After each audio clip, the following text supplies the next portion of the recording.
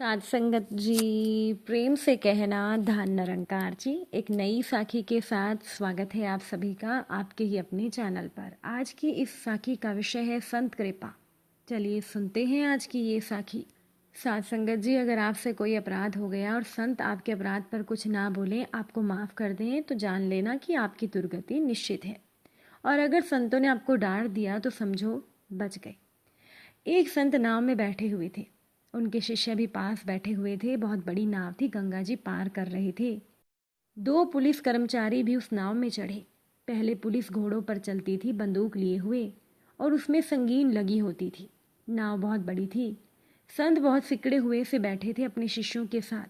Police वाले ने अभिमान में जूते की ठोक मारकर कहा, ए हट। तो संत जी हट गए और कहने लगे, और साइड हटो।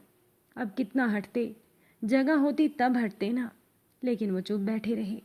तो पुलिस वाले ने संत के शिष्य को 2 थप्पड़ मारे, किंतु वह शांत बैठा रहा। नाव चल पड़ी। वह नदी पार कर किनारे पे उथले पानी में लग गई तो पुलिस वाले ने जूते गीले ना हो इस कारण छलांग लगाने के लिए बंदूक का सहारा लिया और बंदूक नीचे लगाई।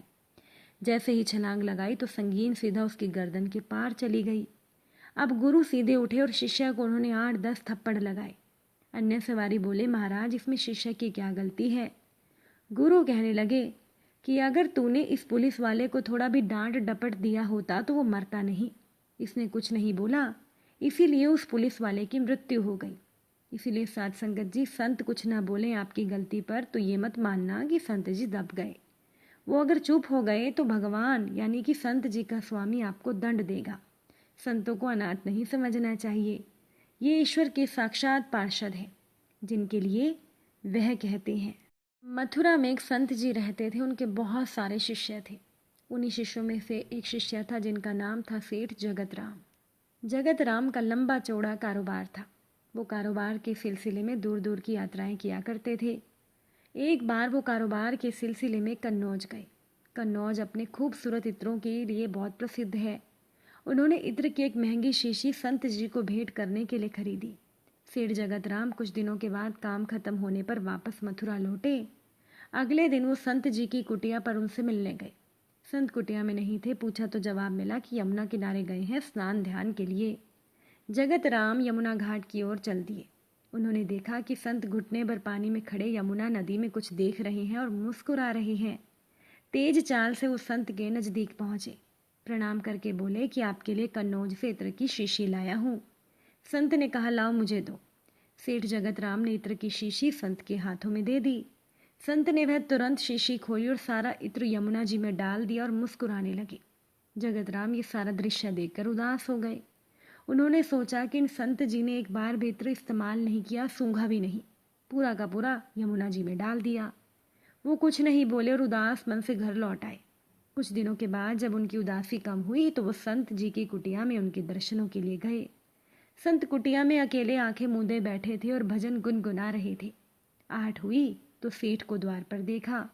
प्रसन्न होकर संत जी ने सेठ को पास बुलाया और कहा, उस दिन तुम्हारा इत्र बड़ा काम कर गया। सेठ ने आश्चर्य से संत की तरफ देखा और पूछा, मैं कुछ समझा नहीं। संत ने कहा कि उस दिन यमुना जी में राधा जी और कृष्ण जी की होली हो रही थी। श्री राधा जी ने कृष्ण जी के ऊपर रंग डालने के लिए जैसे ही बर्तन में पिचकारी डाली, उसी समय मैंने तुम्हारा लाया हुआ इत्र बर्तन में डाल दिया। सारा इत्र पिचकारी के साथ श्री कृष्ण जी के शरीर पर चला गया और भगवान का जो शरीर था वो इत्र की महक से महकने लगा। तुम्हारे लाए इत्र ने भगवान श्री कृष्ण और राधा रानी की होली में एक नया रंग भर दिया। तुम्हारी वजह से मुझे भी श्री कृष्ण और श्री राधा रानी की कृपा प्राप्त हुई। सेठ जगतराम आंखें फाड़े संत को देखते रहे। उनकी समझ में कुछ आ नहीं रहा था।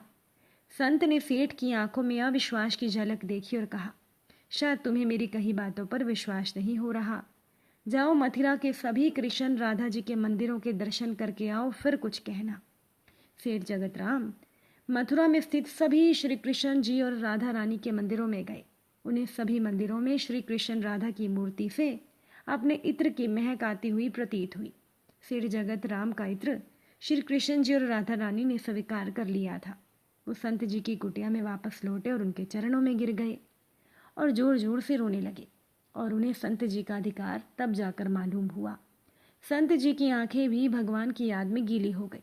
इसीलिए सदैव ध्यान रहे कि संत महात्मा भले ही हमारे जैसे दिखते हों, लेकिन ये हर वक्त ईश्वर में मन लगाए रहते हैं। हम जैसों के लिए यह अधिकार तब प्राप्त होगा जब हमारी भक्ति बढ़ेगी, नाम सिमरन बढ़ेगा। और जिन पर संतों की कृपा हो जाती है उनका तो जीवन निहाल हो जाता है। एक संत अपने शिष्य के साथ किसी अजनबी नगर में पहुंचे। रात हो गई थी तो दोनों गुरु शिष्य सर छुपाने के लिए किसी आश्रय की तलाश में थे। उन्होंने घर का दरवाज़ा खटखटाया। वो एक धनी आदमी का घर था। अंदर से उस परिवार का मुखिया बाहर निकल कर आया। वो संकीर्ण वृत्ति का था। उसने कहा, मैं आपको अपने घर के अंदर तो नहीं ठहरा सकता, लेकिन तल घर में हमारा स्टोर बना है। आप चाहें तो वहाँ रात को रुक सकते हैं, लेकिन सुबह होते ही आपको जाना होगा।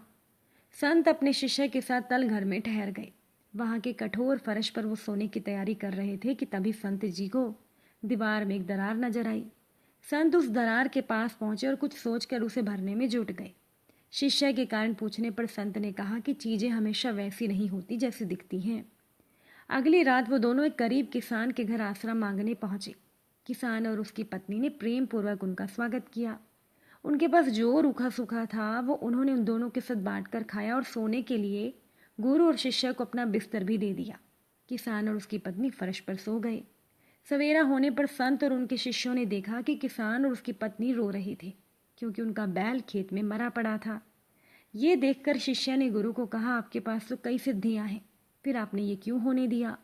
उस धनी आदमी के पास सब कुछ था, फिर भी आपने उसके तल घर की मरम्मत करके उसकी मदद की, जबकि इस गरीब किसान ने कुछ ना होने के बाद भी हमें इतना मान सम्मान दिया, फिर भी आपने इसके बैल को मरने दिया। संत कहने लगे, चीज़ें हमेशा वैसी नहीं होती जैसे दिखाई देती हैं। संत जी ने आगे कहा, उस धनिक के तल घर में दरार से मैंने ये देखा था कि उस दीवार के पीछे सोने का भंडार था। चूंकि वो जो धनिक था, घर का मालिक था, वो बेहद लोभी और कृपण था, इसीलिए मैंने उस दरार को बंद कर दिया ताकि वो सोने का भंडार ना देख सके। इस किसान के घर पर हम इसके बिस्तर पर सोए थे। रात्रि में इस किसान की पत्नी की मौत लिखी थी, और जब यमदूत इसके प्राण हरने आए थे तो मैंने उन्हें रोक दिया। चूंकि वो खाली हाथ तो जा नहीं सकते थे, इसीलिए मैंने उनसे किसान के बैल के प्राण ले जाने को कहा। ये सुनकर शिष्य जो था वो अपने संत के आगे, गुरु के आगे नतमस्तक हो गया। ठीक इसी तरह साथ संगत जी, सदगुरु की कृपा, संतों की कृपा वो नहीं होती जो हम चाहते हैं, बल्कि गुरु कृपा तो असली वो होती है जो गुरुदेव चाहते हैं, और उसी में ही हमारी भलाई छिपी होती है। अगर आज की ये साखी आपको अच्छी लगी हो, वीडियो को लाइक शेयर ज़रूर कीजिएगा। आप सभी से फिर मुलाकात होगी नई साखी और नए विचारों के साथ।